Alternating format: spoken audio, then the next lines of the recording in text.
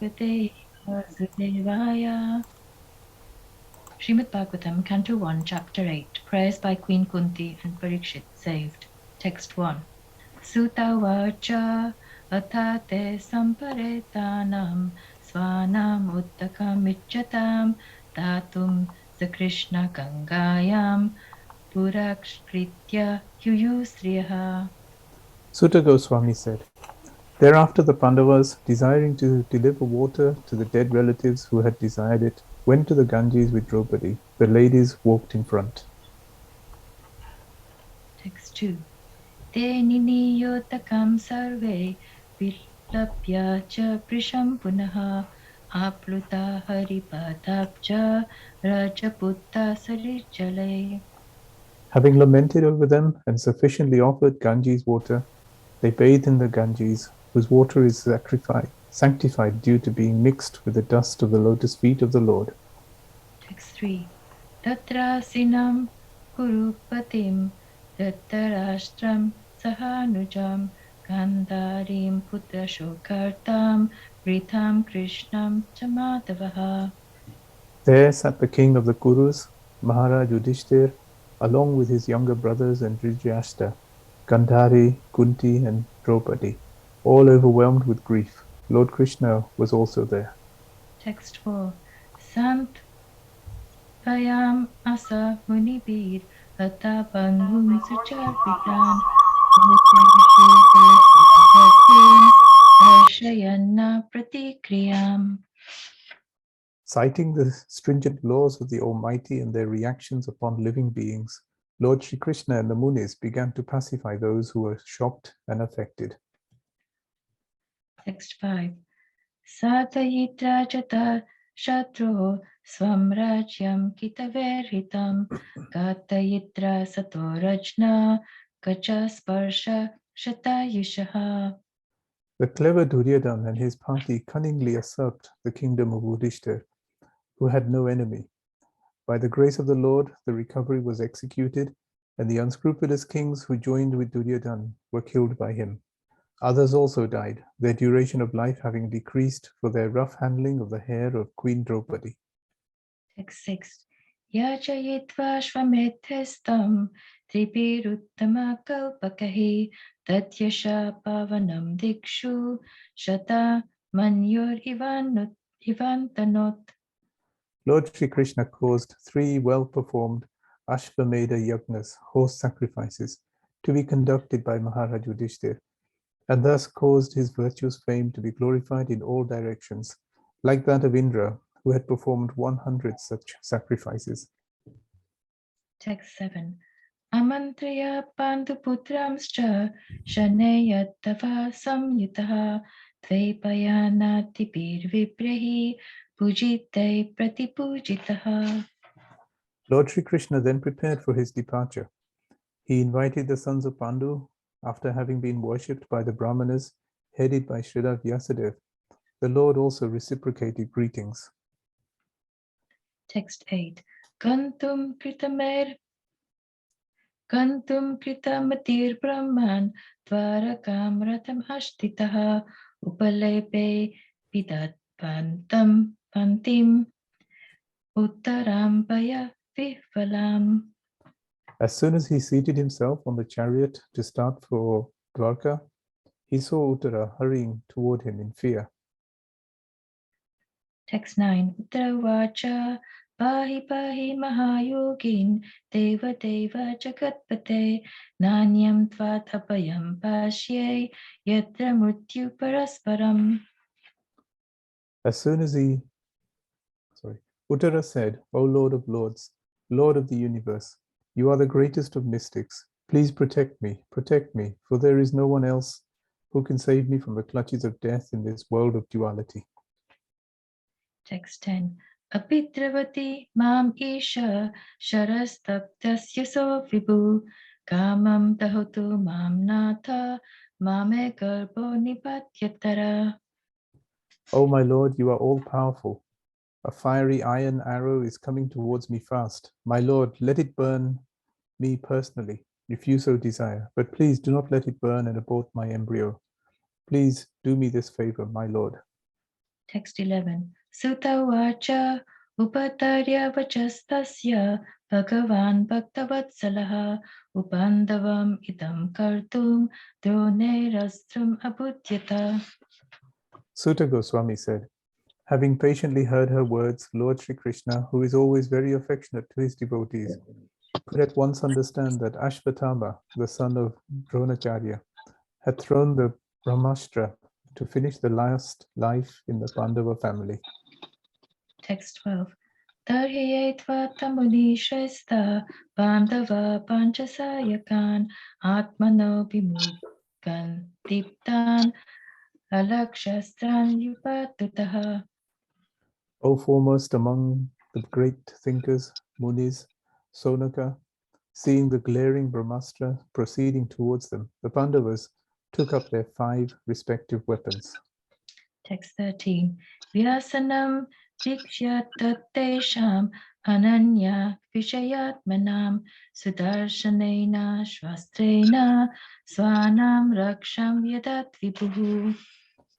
The Almighty Personality of Godhead, Sri Krishna, having observed that a great danger was befalling his unalloyed devotees, who were fully surrendered souls, at once took up his Sudarshan's disc to protect them. Text 14. Antastha sarvabhutanam atma yogeshvaro harihi swamayaya vrinodkarpam vairatya kurutantave. The Lord of Supreme Mystic, Sri Krishna, resides within everyone's heart as the Paramatma. As such, just to protect the progeny of the Kuru dynasty, he covered the embryo of Uttara by his personal energy. Text 15. Yatyapyastram brahma shiras tvamokam chapritikriyam vaishnavam teja asadya samasham yat prikutvaha. O Sonaka, glory of Brigu's family, although the supreme Brahmastra weapon released by Asvatthama was irresistible and without check or counteraction, it was neutralized and foiled when confronted by the strength of Vishnu, Lord Krishna. Text 16. Mamam stahyatat ashcharyam sarvascharya mayajute yaitam mayaya devya srijatya fati antyajaha. O Sonaka, glory,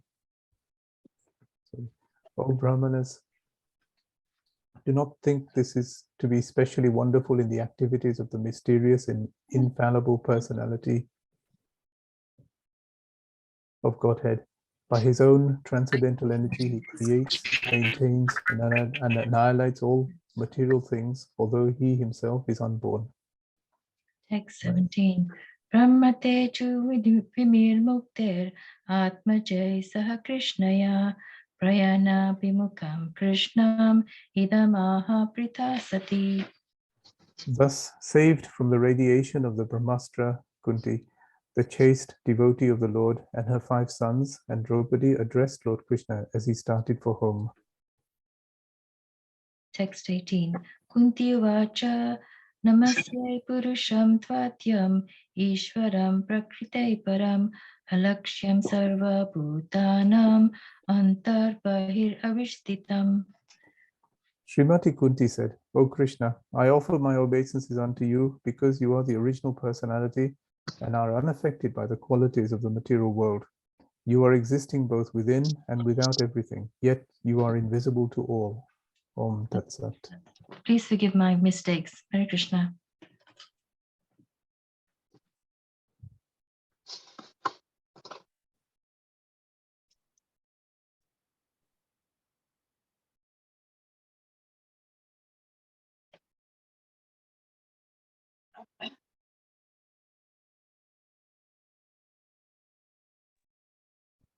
Hare Krishna.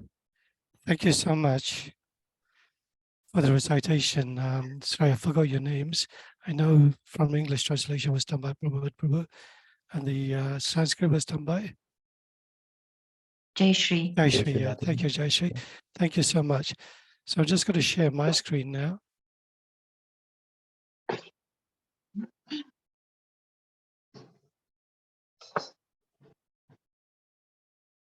I just wanted to check that you can see that.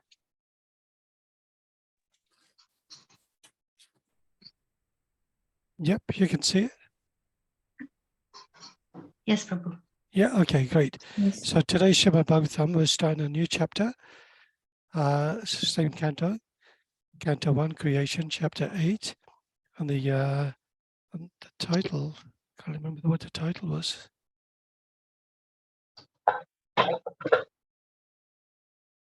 Prayers by Queen Quinty and Parikshit saved. So this is the first verse. Sorry, my computer's playing up a little bit, so do apologize. Okay.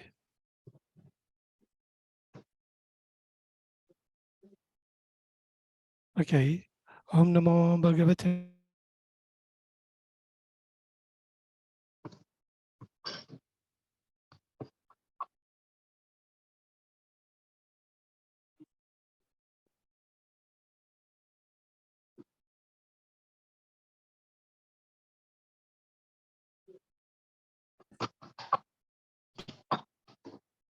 Hare Krishna Prabhuji.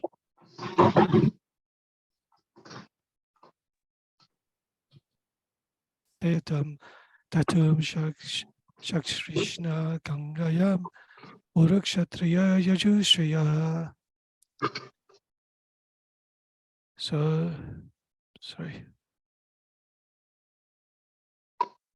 The word for word translation, Sutta Vacha, Sutta said, Atta, thus, te, the Pandavas, Samaparitanam, of the dead, Svanam, of the relatives, Udakam, water, Ichitam, willing to have, Tatum, to deliver, Shakrishna, along with Draupadi, Gangadhyam, on the Ganges, Urakshriya, putting in the front, Yayu, went, Shriya, the women.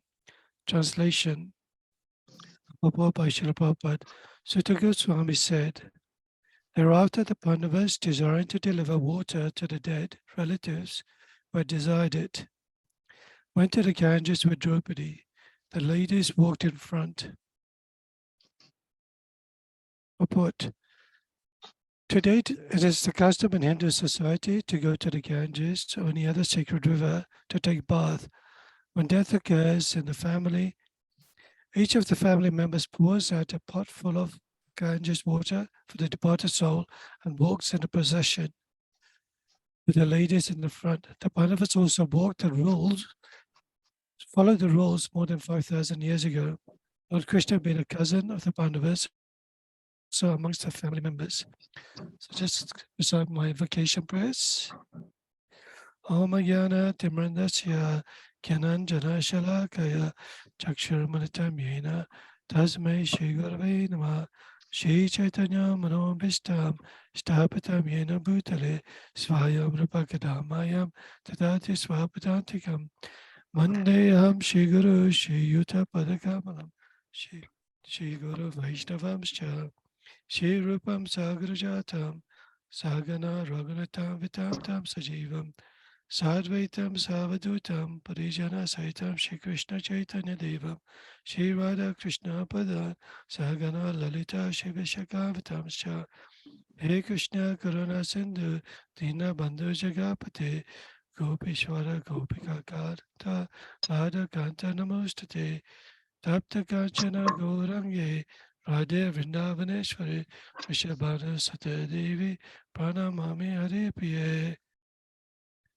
Vanchakapatarubhishya Kripa Sindhubhyeva Cha Patitanam Pavanebhyo Vaishnavebhyo Namo Namaha Namo Vishnu Padaya Krishna Pastaya Bhutale Shrimate Bhakti Charu Swami Tinamine Namo Vishnu Padaya Krishna Pastaya Bhutale Shrimate Bhakti Vedanta Swami Tinamine Namaste Saraswati Devam Gauravani Pracharine Nirvashesha Sunyavadi Paschatyadya Satarine Jai Shri Krishna Chaitanya Prabhu Nityananda Shri Advaita Gadadhara Shivasari Gaura Bhaktavinda Hare Krishna Krishna Krishna Hare Hare Hare Rama Rama Rama Hare Hare. Thank you, everyone, for allowing me to speak today. My name is Krishna Govinda Das.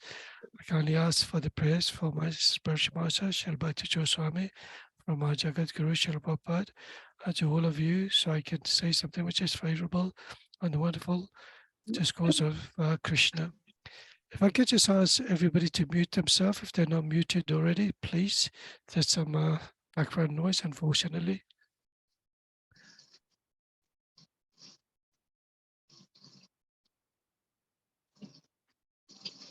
Shiji Kishori Mataji, would you be able to mute yourself, please? Okay, I'll just read the translation once again. So the Goswami said, thereafter the Pandavas, desiring to deliver water to the dead relatives who had decided, went to the Ganges with Draupadi. The ladies walked in front. So we're actually reading about the actual process after the Kurukshetra war, when King Parikshit was saved, and they came to pay the respects to all the relatives who had passed away. And as tradition, they actually go to the Ganges. The Ganges is obviously a sacred river, is one of the many sacred rivers that flows within Bharata Bhumi. So we'll go into details of the sacred rivers, but in particular, the Ganges and the Yamuna are the favorite of all the rivers within the Bharatavarsh. So there's a particular verse in the Bhagavad Gita, the opulence of the Absolute, where Krishna explains about that he is the fast flowing Ganges. Does anybody know that particular verse? I'll share it with you.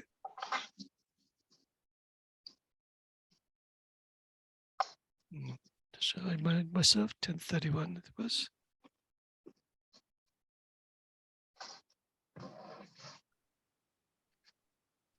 So this is chapter 10, Bhagavad Gita, verse 31. Bhavana bhavatam ashmi ramaha shastra pritamaham chasana maktarashchasmi shrotasam asmi janavi. Of purifier, I am the wind. Of the wielders of weapons, I am Rama. Of fishes, I am the shark. Of flowing rivers, I am the Ganges. But here, Krishna, Srila Prabhupada has actually translated Jahnavi as the river Ganges. So Jahnavi is another name for the river Ganges, which we'll talk in a little while. Mort, would you be able to mute yourself, please? Thank you. So the Ganges is a very important part of the scriptures in terms of like purification. It is considered when you bathe in the Ganges. Hare Krishna, Pramod? Oh, no. I'm sure there's quite a few devotees who've unmuted, and I can't seem to. Okay, let's try it if I can. Yes, I can mute them. Some of them I can, some I can't. Okay, so we know this. Whereas I'll just briefly describe the story of the Ganges, how it appeared. So during the time of Bali Maharaj actually conquered the heavenly planets. He actually took the throne of Indradev, and all the demigods were dispersed. The fleed away from the heavenly planets, and King Bali actually took the throne. King Bali was actually the grandson of Prahlad Maharaj, the great Prahlad Maharaj from the story of Lord Nrsimhadev and Prahlad Maharaj. So at that time, Aditi was very, very disturbed. The fact that her sons were actually taken away from the rightful throne of the heavenly planets. So she prayed to Lord Vishnu for 12 days and just prayed to Lord Vishnu to ask if she could actually come and support them and take away the demonic rulers who were taking the heavenly planets. So Sri Vishnu actually said that although I can actually support you, but I cannot do so much because of the fact that the demigods or the demons are actually protected by the Brahmanas. So in this case, Brihaspati Muni, he was actually the guru of the demons, and he gave a special mantra to protect the demons itself. But then Lord Vishnu actually came in the form of a dwarf, Lord Vamandev, And Lord Vamandev came, he was very fulgent, very opulent looking, and he came to the heavenly planets in front of Bali Maharaj. And as Bali Maharaj was a very, very religious person, he actually was very generous to all the Brahmanas and wanted to make sure that he respected the Brahmanas in whatever way they can. So he asked the Brahmana, please just ask me for whatever you want of me. But at this time, the guru of Bali Maharaj, Brihaspati, said, what are you doing? You know, do you not know this is Vishnu himself? He's the incarnation of Vishnu, and he's come to take everything away. But because Bali Maharaj, he was saying, you know, what is the point? What is the value? You know, after death, you're going to lose everything. Whatever wealth I have, there has no value at all. Whereas if I actually serve the Brahmana, I fear this. If I fear more that if I do not obey or serve the Brahmanas, you know, I fear this more than death itself. So he felt obliged to actually serve the Brahmanas. For this reason, Brihaspati actually cursed Bali Maharaj that he would actually lose everything itself. But still, Bali Maharaj, because he was a very religious person, he said, no, I must honor the Brahmanas. I cannot go against my word, against the Brahmanas. So Vamandev asked for 3 steps of land, and then Bali Maharaj agreed to this. So with the first step, Lord Vamandev expanded himself so big, so magnanimously, and his whole body was covering the whole universe itself. So with his first step, he covered the middle planetary system, the earthly planets, and the lower planetary systems. And with the second steps, he expanded himself even further. And with his second step, he conquered the heavenly planets. And in doing so, the toe from his lotus feet actually made a little hole in the actual layer of the heavenly planets. So the heavenly planets is actually covered by layers and layers and layers of mind, intelligence, ego, etc. This particular layer was millions and millions of miles thick. It actually allowed for the Garbhodakshai ocean to actually pour and trickle through to the heavenly planets. And this became what was known as Ganga itself, coming from the whole of the layer of the heavenly planets, flowing down and falling onto the heavenly planets. Of course, from the third step, we understand that Bali Maharaj, Vamandev didn't have anywhere else at all to put the third step. So he condemned Bali Maharaj and arrested him. And then he came to Bali Maharaj and said, you promised me 3 steps of land. I was only able to take 2 steps. With the first step, I conquered the middle planetary systems and lower planetary systems. With the second step, I conquered the heavenly planets. Where shall I place the third step? And then Bali Maharaj was a great devotee. He said, please, please, please, I offer you my head. Place your lotus feet on my head. And with that, Bali Maharaj was actually able to get the favor of Vamandev, and he was given a planetary system which was even more opulent than the heavenly planetary system.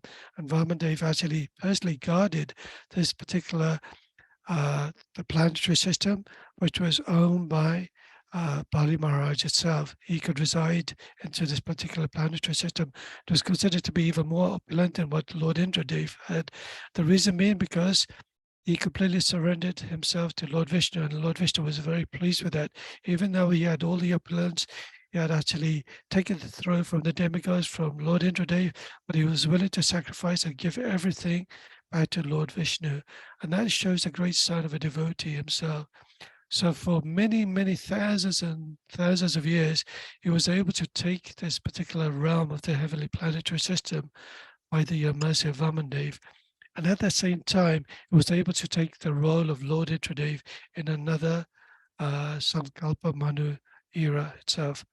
So from the story of this particular flow of the Ganges, we understand that the flow of the river only penetrated to the heavenly planets, but not to the earthly planets. And there was a great king, King Bhagirath.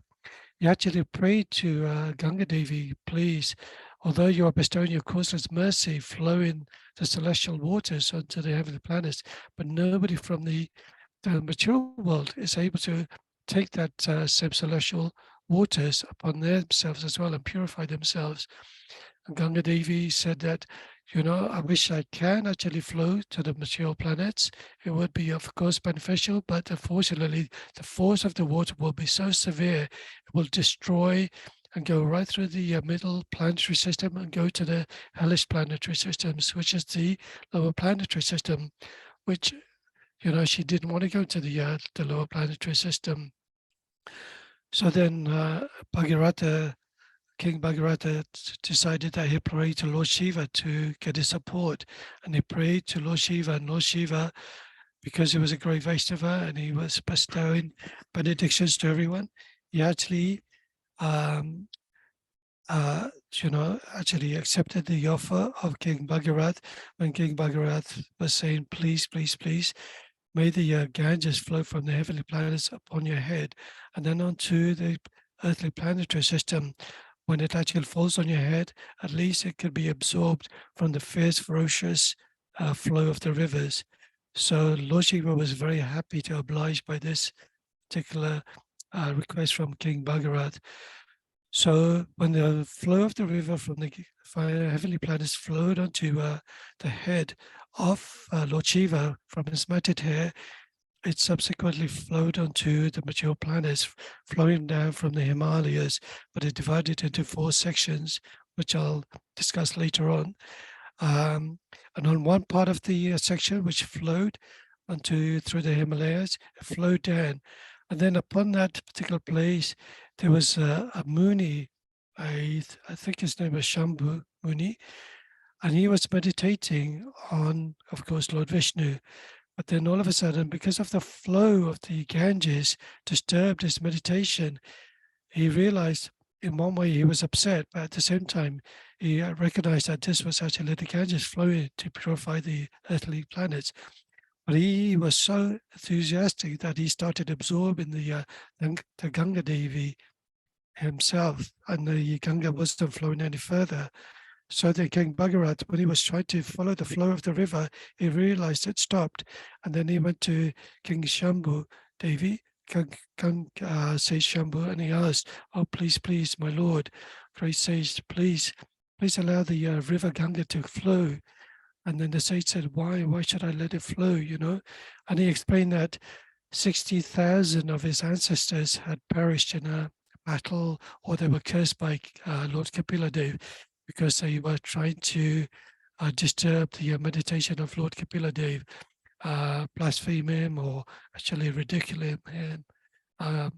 So for that reason, Kapila, who is the son of Devahuti, who is an incarnation of Lord Vishnu, he actually burned to ashes all these descendants of, or ancestors rather, of Bhagirath. And because of that, the only way to release the ancestors was by the touch of the Ganges, which were pure by nature. So King Shanu, he actually understood the reason behind this.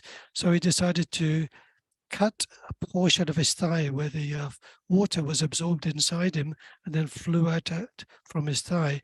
And then the gush of the river Ganges continued to flow on.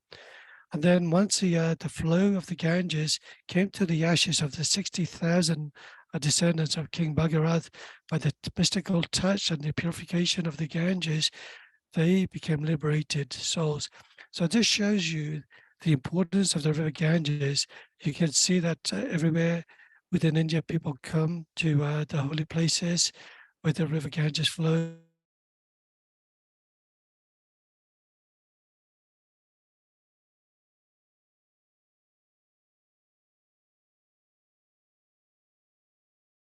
Frees himself from their several reactions and takes liberation again in the heavenly planets.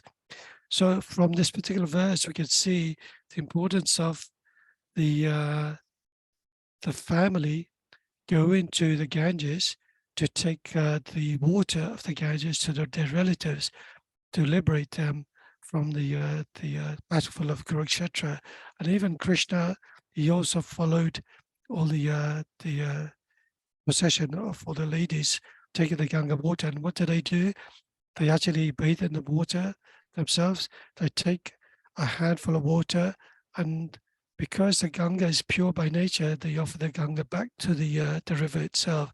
So even if you took a drop of water from the Ganga, it is not going to diminish in any way, nor would its quality be diminished at all by praying for the deceased ones or burning away all the sulfur reactions.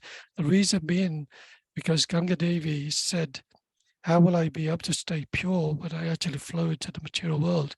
So the blessing was that which actually flows into the material world, all the great sages, all the Vaishnavas who take bath in the Ganges would allow for the Ganges to remain pure. So in other words, not only is she pure, but also the Vaishnavas and the sages who bathe in them actually purify the Ganges even further. So it doesn't get diminished in any way. It doesn't lose its potency in any way. So there's particularly 4 places where the river, or rather a special place where Kumbh Mela takes place every 12 years. And this is in Prayag, where the river Ganges certainly flow. Other places is Allahabad. Another place is actually Ujjain. Another place is, I believe it was Allahabad, Haridwar as well. So I'm not sure if anybody's actually been to these 4 particular places: Haridwar, Allahabad, Prayag, and Ujjain. These are the 4 holy places where the drop of nectar fell down when they were churning the mountain with the big snake Vasuki. This particular place is considered very sacred, so even many thousands of pilgrims around the world, and specifically in India, come to these holy places. And Kumbh Mela was worshipped every 12 years, and they bathe in a river at that particular time. In one particular place, I think it's in Prayag, the actual 3 rivers, Ganga, Saraswati, and I think it's Jamuna Devi, there's a confluence of all the 3 rivers meet. It's considered to be a very religious and pious place itself. So earlier on, I mentioned about Janava. Why is she called Janava or Janavi? So when the river was flowing through the material world, when the sage Jammu actually stopped the river from flowing any further, when eventually the Ganga was flowed after King Bhagarath pleaded to the sage Jambu, that actually became Navadvip. As you know, Navadvip in Mayapur is the 9 islands. So this became a very sacred place. So all the 9 islands actually separated by the Ganges itself. And one of the island is actually named after the great sage Jambu, who's wanted to absorb the Ganga Devi for himself. And that's actually called Jamadvipa. The 9 islands actually represent the 9 processes of devotional service. And this is some homework for yourself, all of you. If you work out which are the 9 islands of Navadvip, and correspondingly find out what the 9 processes of devotional services are. Shravanam, Kirtan, Vishnu, which is hearing, chanting, and remembering the Supreme Lord. Shravanam, Kirtanam, Vishnu, Smaranam, Padasevanam, Archanam, Vandanam, Dasyam, Sakyam, Atma, Nivedanam. So each of the island represents one of the 9 qualities of devotional service practices to the Supreme Lord. So I was just going to say earlier on, because Navadvip is a very holy place, it was very dear to Lord Chaitanya Mahaprabhu himself. And Lord Chaitanya Mahaprabhu actually mentioned that the Ganga was a second mother. His first mother was actually Mother Sachi Devi, and Ganga Devi was a second mother. He used to always splash around and bathe in Ganga Devi to have his bath there and have purification.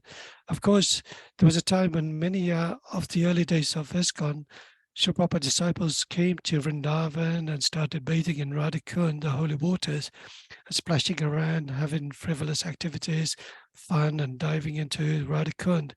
But Srila Prabhupada actually told the disciples not to bathe in the holy waters. That would have included, say, Radhakund, Shamkund, other holy rivers like Jamuna and Ganga Devi. He was saying that by bathing in the rivers, you're kicking around the river, which is considered to be very pure and sanctified, a holy river, a mother. So you should not actually bathe in a river itself for swimming or sporting activities. Rather, you should just dip in the Ganga, pour the water on top of your head, and just purify yourself, offer water back to the holy places itself. So the two important rivers are Ganga Devi and Jamuna. So sometimes people debate who is the greater of the two. From Ganga, of course, we understand that by bathing in the Ganga, you purify yourself, free yourself from some reactions. There's a chance for liberation in this particular material world. And with the same applies to the river Yamuna. Ganga Devi is actually normally any particular personality, demigod, they normally have a representation of an animal or some sort of symbol that they have as part of their personality. Like Lord Shiva, he has snakes around him. Lord Brahma, he flies on a swan. Kartikeya, he flies on a peacock. So Ganga Devi actually travels on a crocodile, and Mother Yamuna Devi, she actually travels on a tortoise, which was quite surprising. I thought it'd be a turtle because a turtle will be actually related to water. Mother Yamuna, she actually is the mother of Suryadev, and Suryadev's wife, whereas Ganga Devi, she is the daughter of, I did write it down here.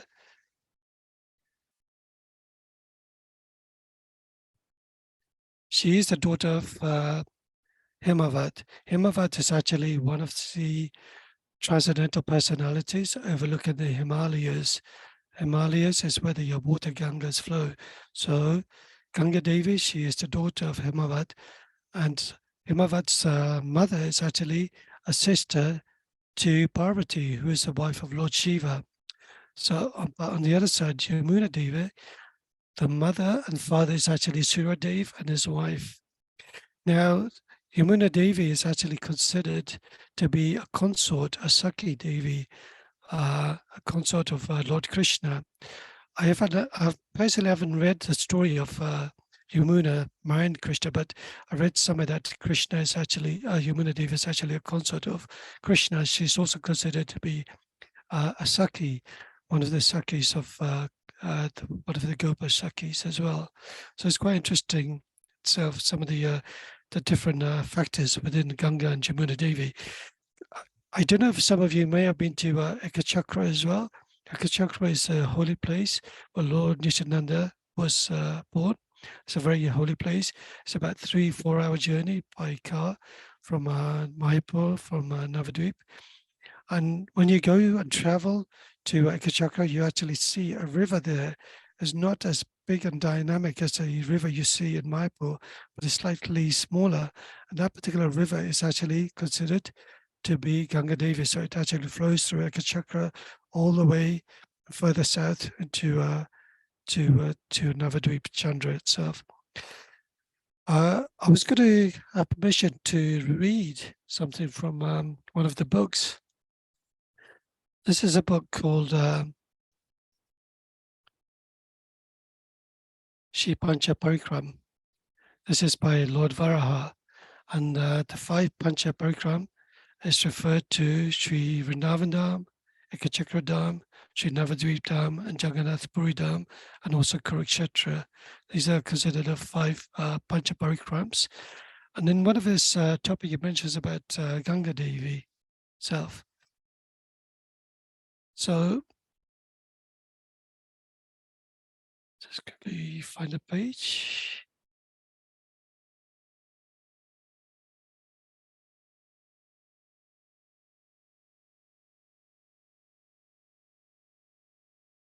Okay, so this is a story about King Emperor Akbar about 400 years ago. So once it came to pass in the court of Emperor Akbar around 400 years ago, a famous debate between kings and royal pandits over which river was superior, the Ganges or the Yamuna. The kings who resided on the banks of the Ganges declared that Ganga Devi was the best, and the kings who resided on the banks of the Yamuna declared that Yamuna Devi was the best. Then both sides had their royal court pundits give evidence. Although they spent much time in argument discussions, neither side could claim a victory. At that time, Jiva Goswami, having taken Shatra Sannyas, was living in Vrindavan. Shatra Sannyas means making a vow never to leave the holy Dham until the death. So it goes on to say that King Akbar actually invited Jiva Goswami. Jiva Goswami was the nephew of Sanatan and Rupa Goswami, one of the 6 Goswamis of Vrindavan. So at arriving at the royal court of Agra, Jiva Goswami heard the opinions of both sides, and after deliberating upon him, he gave the following conclusion. According to the scriptures, Lord Krishna is the Supreme Personality of Godhead, one without a second, the beginning of all beginnings, the source of all sources. Vamandev is an expansion of Garbhodaksha Vishnu, who is an expansion of Shankarshan, who is an expansion of Chaturvyuha, which is an expansion of Balaram, who is the first expansion of Lord Krishna and therefore identical to Krishna in every respect, including the ego, except the colorization of his skin. Srimati Ganga Devi is the foot wash of the expansion known as Vamandev. Also, according to the scriptures, Yamuna Devi is one of the principal queens of the Supreme Lord Shri Krishna. She is very, very dear to him, taking part in so many of his intimate pastimes in Vrindavan, enhancing them. Whatever benefit one derives from bathing in the Ganges, one can acquire by just thinking about the Yamuna. By taking bath in the Ganga Devi, one can have all the sins removed. But by bathing both in the Yamuna Devi, one can acquire Krishna Prema, the banks of the Yamuna. Lord Krishna is always performing his radiant transcendental pastimes with his cowherd friends and his gopi girlfriends with relish. Yet, one very special point should mention now at this time, and that is that Ganga Devi merges into Yamuna Devi in Prayag, and from there she courses down to Srinavadvip Dham, the places of Gaura Lila. Therefore, on the eastern side, where Lord Sri Chaitanya Mahaprabhu appeared, is Ganga Devi, and on the western side is Yamuna Devi.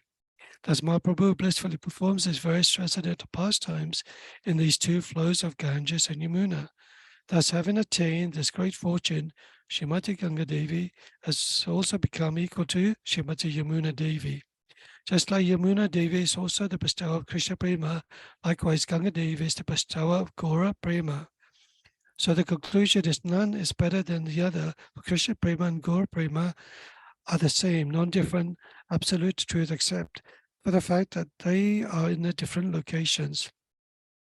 After hearing Sriji Goswami's eloquent and poignant conclusion on the actual tattva, Emperor Akbar and the members of the different royal dynasties became totally content, satisfied, and considered themselves extremely fortunate to be blessed to have the darshan of such an elevated Vaishnava.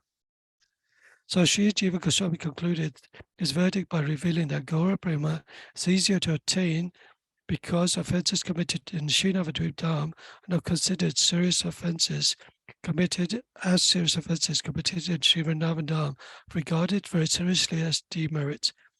With that, he blessed the royal assembly. Without further ado, he immediately proceeded directly to Vrindavan, chanting Harinam, Go Premanande. So there you can see the wonderful pastimes and the simultaneous and differences of between Ganga Devi and Yamuna Devi. Ganga Devi is for Gaura Prema and it's considered to be less offensive than bathing in the Yamuna Devi. Yamuna Devi, of course, is Krishna Prema, sometimes known as Kalindi. So normally there's 9 particular rivers which are very, very, how would I say, very holy in all of India. Does anybody know what the 9 rivers are? Just to make sure you're all awake. Prabhu, there are 7 rivers, isn't it? 7? Is there 7? Okay, let me just double check. Hare Krishna, Prabhuji. Yes, sure. Ganga che Jamuna chaiva Godavari Saraswati Narvada Sindhu Kavari Jalasmin Samidim Kuru. There's 7 rivers, Prabhuji. Yes, 7. Yes, all of you are awake, so well done. It is actually 7, not 9. Somewhere else I actually read there was 12 rivers, But Mataji recited that particular verse, Ganga Jamuna Jaiva Godavari Saraswati Narmada Sindhu Kaveri Jalesmin Samadhin Guru. This is a very good way to purify your ashram cup. So all of you, I'm sure you do some sort of worship at home, at your with a temple, a shrine, picture of Krishna, Murti of Krishna, Radha Krishna, or Goditai. We always have an Ashalam Patra. Ashalam Patra is used to purify your hands, purify the whole of your body by reciting certain prayers to Lord Vishnu for the different parts of the body itself. But just before you actually use that water, you have to purify it, and you invoke all the 9 holy rivers, which the devotee earlier mentioned.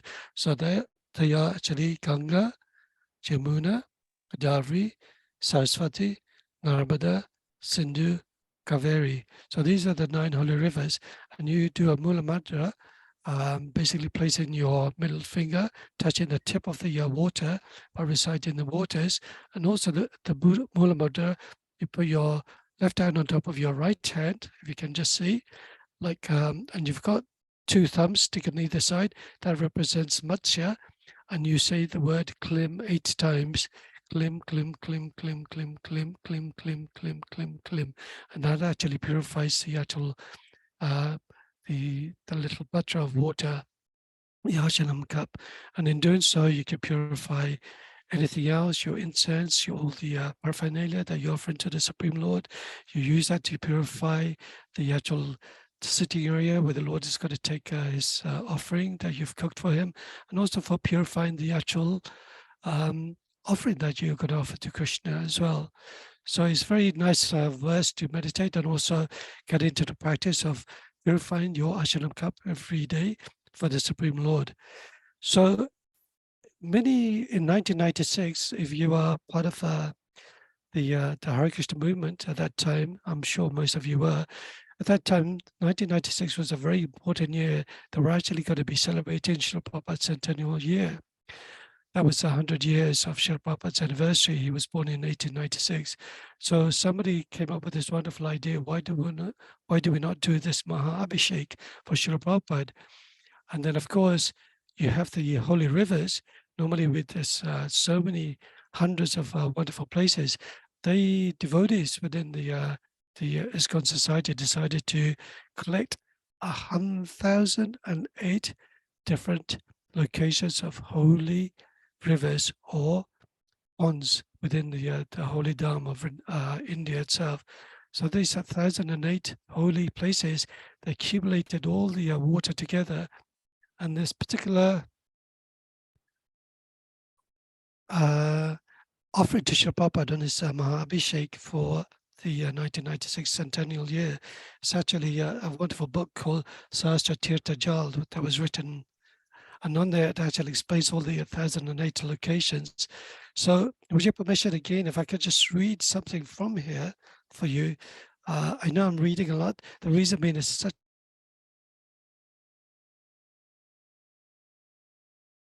a wonderful topic on the Ganges as well, and giving a class, it also makes you want to read about the particular verse itself and understand what you are talking about, so at least the audience can participate and understand and appreciate the actual importance of these particular verses. So this is actually talking about Ganga's greatness. So Srila Prabhupada actually explains in the Bhagavatam 3:541, the Lord is so kind that he has spread Ganges throughout the universe, so that by taking a bath in the holy river, everyone can be released from self-reactions. There are many rivers in the world which evoke the sense of one's God consciousness, but the Ganges is the chief amongst them. The Ganges and the Bhagavad Gita are the chief sources of the transcendental happiness for mankind, and intelligent persons can take shelter of them to go back home, back to Godhead. Sripad Shankaracharya recommends that a little knowledge of Bhagavad Gita and a little drink of Ganges, water can save one from the punishment of Yamaraj. So these are the 2 important things that you've got to remember. The Bhagavad Gita, trying to understand the Bhagavad Gita, read a verse every day, as you are doing, joining in this chat sessions every day. You're learning about the Krishna Katha every day. You're purifying your mind, your consciousness to understand more about Krishna, to purify your senses, and also taking something to purify internally as well. Externally, you may have a bath to purify yourself, but internally, by drinking the water, you're also purifying all the senses within yourself. So further on, Srila Prabhupada mentions the water of the Ganges is called Patita Pavani, the deliverer of all self-living beings. It is a proven fact that the person who regularly bathes in Ganges is purified both externally and internally. Externally, his body becomes immune to all kinds of disease, and internally, it gradually develops a devotional attitude towards the Supreme Personality of Godhead. Throughout India, many thousands of people live on the banks of the Ganges, and by regularly bathing in the waters, they are undoubtedly being purified both spiritually and materially. Many sages, including Shankaracharya, have composed prayers and praise of the Ganges, and the land of India itself has become glorious because of Ganges, Yamuna, Godavari, Kaveri, Krishna, and Narmada flow there. And anyone living on the land adjacent to these rivers is naturally advanced in spiritual consciousness. So there's another beautiful verse. I'm just going to share that with you as well from Srimad Bhagavatam. And it actually is a whole chapter on the descent of Ganga Devi itself. It's actually chapter 17. So this is Canto 5, chapter 17, the descent of River Ganges. So if you ever get time, do please read it. And then one of the particular verses, so nice, it actually mentions this particular verse, number 9. I'll just, because of time, I'll just read the translation. Similarly, the branches of the Ganges known as Alakananda flows from the southern side of Brahmapuri, Brahmasadhana, passing over the tops of the mountains in various lands. It falls down with fierce force upon the peaks of the mountain Himakuta and Himakuta. After inundating the tops of those mountains, the Ganges fall down onto the tract of land known as Bharatavarsha, which, as you know, is India, which he also inundates. Then the Ganges flow into the ocean of salt water to the south. Persons who come to bathe in the river are very fortunate. It is not very difficult for them to achieve with every step the results of performing great sacrifices like the Rajasuya and the Smaveda Yajnas. So as you can see, the Rajasuya sacrifice is something which King Yudhishthira performed, invited every saintly kings around all of Bharatavarsha, and he of course invited Lord Krishna, and he was the prominent personality within the Rajasuya sacrifice. And that's the Rajasuya sacrifice where Shishupal objected, committed offenses 100 times to Lord Krishna. Lord Krishna, with his merciful glance, he I suppose chopped off Shishupal's head with the chakra, Shodashan chakra. And also the Smaveda Yajna, as you know, this is very important. The Smaveda Yajna is a performance, a yajna performed by great kings and by the great priests, and they allowed this particular horse to travel around the everywhere around the surrounding areas to conform to all the neighboring kings that this particular king is the emperor of the whole universe. If anybody wants a challenge to take away this horse, and then a challenge will be made in accordance to that. And the same thing happened with Love and Kush. When the Ashmaveda Yajna was performed, a horse was released, and Love and Kush actually took the horse and kept it for themselves until Lord Ramachandra personally came himself and confronted Love and Kush. Of course, that's another beautiful story. So as you know, many of you have probably bathed in the Ganges, and you've probably think, well, you know, I love bathing in the Ganges, but it's not exactly the most beautiful place. You know, it is, when you see from a material point of view, you think it is polluted. As you can see, there's been many organizations, many endeavors of environmental groups trying to protect the Ganges because of the pollution and all the chemicals that come from all the industrial sites and thrash all the water into the Ganges. People bathing in the Ganges, throwing dead bodies into the Ganges, the environmental pollution of all the different bacteria that's within the Ganges itself. But beyond that, It's actually said that even though it may look externally contaminated, it is actually pure. It is actually an energy of the Supreme Lord himself.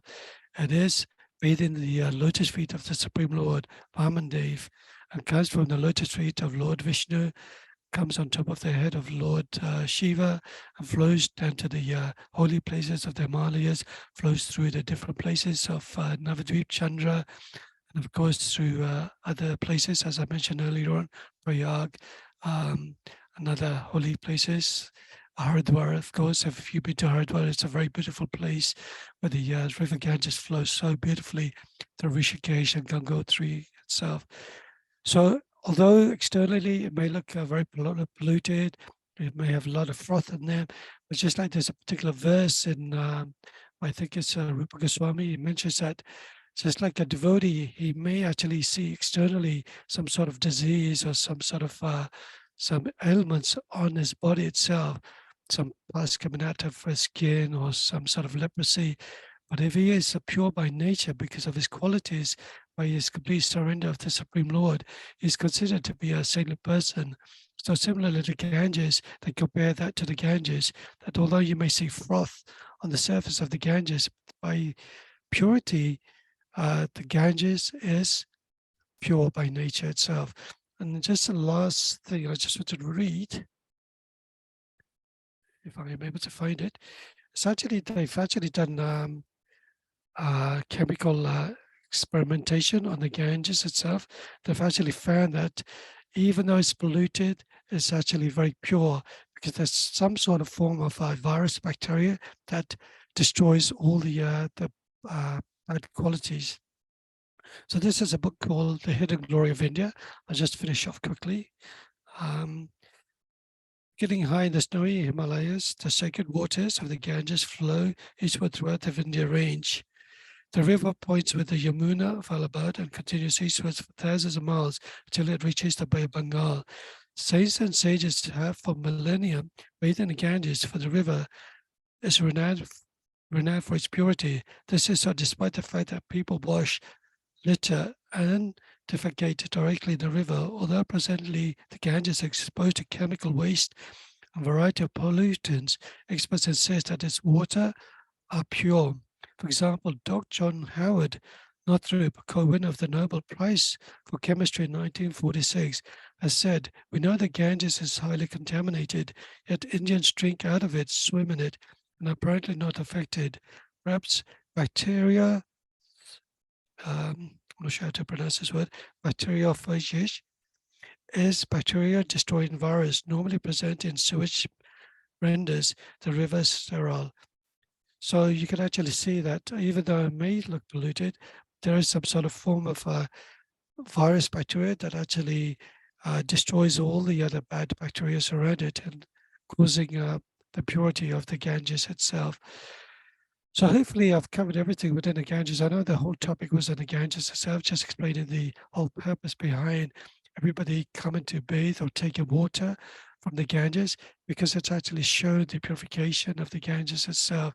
And Krishna himself actually bathed in the holy river of the Ganges and the river Yamuna as well, and offering the waters to his ancestors. The story, famous story, as he leaves Vrindavan to go to the Mathura to confront Kamsa on the request of Akrura. We've also covered many of the importance of the Ganges itself, and where it's actually descended from and why it actually descended, and how fortunate we are coming from the holy places of Garbhodaksha Vishnu to the heavenly planets, then falling onto Lord Shiva's head, flowing down from the Himalayas all the way to Navadvip, to the Bay of Bengal, flowing further south into the 4 holy places of the part of Russia. I hope I've covered everything. Please forgive me if I've made any mistakes or any errors as well. And if there's any comments or questions, please feel free to ask. See if there's any questions on chat as well. Hare Krishna, Prabhuji. Hare Krishna. Thank you for a wonderful class. Prabhuji, just if I may, forgive me for just pointing out a couple of things. Please don't be offended. I think earlier on you said several times that Bali Maharaj is guru was Brihaspati. Brihaspati is actually the guru of the Devas. Sukracharya. It's actually Sukracharya. Yes, thank you so much. Is that, sorry, what's your name, Prabhuji? Shailesh Govinda. Shailesh, Prabhu. Thank you so much, Shailesh. You are right. It is actually Sukracharya. I made a mistake there. I do apologize. No problems. I'm sure you was no Thank you side. so much. Also, also a wonderful class on Ganga and Yamuna. Actually, according to our Purana, Srila Jiva Goswami quotes from the Vahara Purana, and he says that there is no difference between the waters of the Ganga and Yamuna. But when the water of the Ganga is sanctified 100 times, then it is called Yamuna. Okay. So Srila Jiva Goswami quotes that from the Vara Purana. Okay. So that gives you a significance of how they're all important, but how important Yamuna is. And of course, Yamuna is where Lord Krishna did most of his pastimes in and around the waters of Yamuna. So she is quite, and she is, of course, the sister of Yamaraj. Yami, she's also known as Yami. So she has quite a significant spiritual significance as well. I don't know whether most people know, but Bhai Dvij, when we do it, is actually from the pastimes of Yamraj and Yami, when Yamraj gives Yami the benediction that whoever feeds her brother on the day of Bhai Dvij, he will not enter into that home. That's why, and Bhai Dvij is celebrated on the second day of the new year because of that pastime. So there's quite a lot of significance that Yamuna Maharani has as well, which is they're both the same, but as Srila Jiva Goswami quotes, when Ganga is sanctified 100 times, she's called the Yamuna. Okay, yeah, thank you so much. That's something else I learned today. So, and also thank you for the correction on the Sprashbhasa. That's quite an important thing because we do, I mean, personally, me, I do make mistakes, and I appreciate you telling me the, and also mentioning about the difference as well, because although I just sort of read up a lot of the information, just one hour earlier on, I did mention on one of the points, sometimes giving this class is really good because it allows you to read a bit more in depth into that particular verse, because normally when we read a verse, we tend to read it mechanically, open that, we sort of read it and just go into the next verse, so forth. So it's so nice that yourself sort of paid attention and listening and correcting as well. Not correcting, Prabhuji. I'm just pointing out. It's very easily done. I do it all the time. So please forgive me. It wasn't intended as a correction. Just pointing out something. Thank you. I learned something quite potent when I was quite young. When my parents took me on yatra, I was only about I think 14 or something. We did all of the sacred rivers and the Triveni Sangam, etc. And when I first came to the Ganga, we went to a particular bank in Haridwar, which was at that time. I'm talking about, I don't know, what, 40 years ago, whatever it was. She was already quite polluted even then. Yeah. And I turned up my nose, just saying, "Really, you want me to bathe in her?" And not, being foolish. I'm still foolish, but even more foolish then.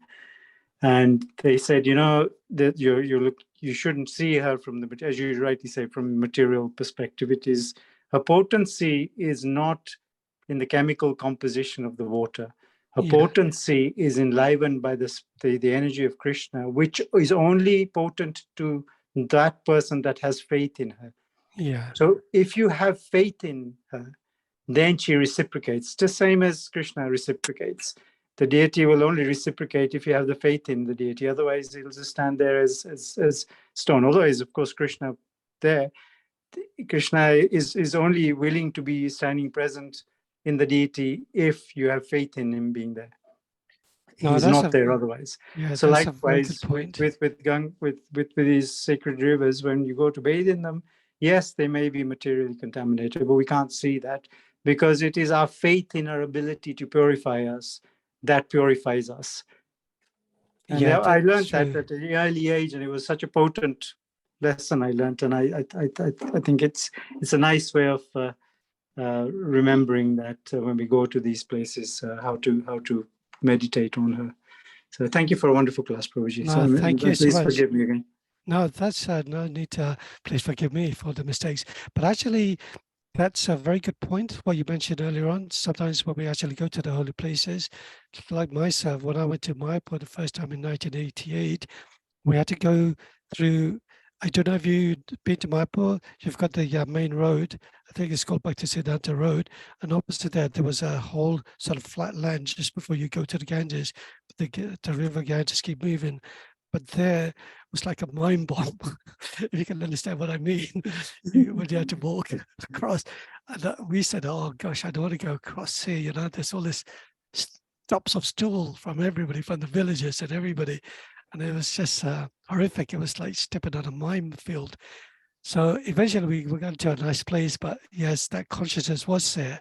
But if you start thinking about the purifying benefit, why am I going there? Is it mainly to purify my sins, or is it actually taking the mercy of the Supreme Lord? You know, and when we do go to say places like Vrindavan, sometimes you see the open sewers, the gutters, the pigs, the animals loitering around, the donkeys. We have a misconception because, of course, as you know, the real Vrindavan is never ever contaminated at all. It's only in our mind and vision that we see it as contamination. But yes, internally it's very pure. It's not based on any scientific chemical composition, but it's actually the purity of your heart that appreciates this as well. Just like chanting the holy name, some of you may chant nicely, some of you may have a bit of sort of restrictions in actually accepting the holy name. But those who completely surrender to me, as all who surrender to me, I reward them accordingly. So thank you so much, Sailesh Prabhu, for mentioning that. Any other points anybody wanted to raise? Hare Krishna, Prabhu. Yeah, sure. Hare Krishna. Just, Prabhuji, I have a question with, for Sailesh Prabhu. yeah. You know, I also had a question, you know, like when, as you know, recently the Bhai Dooj, you know, that festival has gone. And in there it says, then whoever, you know, the brothers visiting sisters' house for the dinner, and that brother, I think brother who never sees, brother and sister, they both never sees the Yamaraj or something like that is a benediction.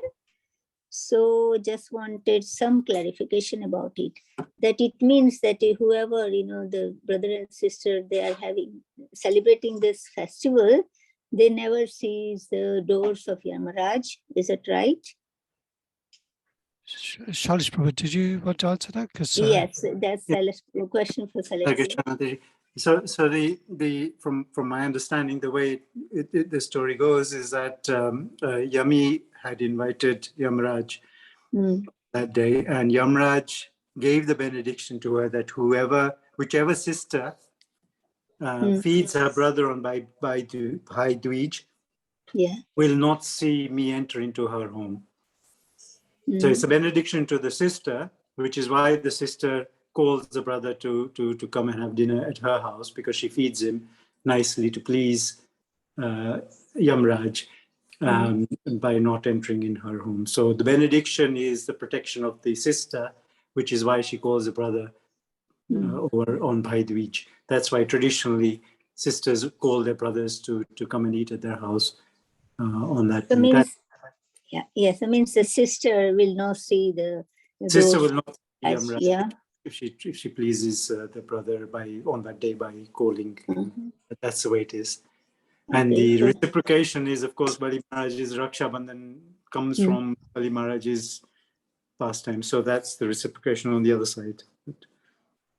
Hare Krishna Prabhuji. I think I don't know. I read somewhere that whoever dips in the Yamuna on that day, they don't have to face Yamraj, sister and brother. I mean, I'm not too sure. Maybe you are right. Yeah. That is Mataji, yes. Thank you, Prabhu, for the answer as well. Thank you.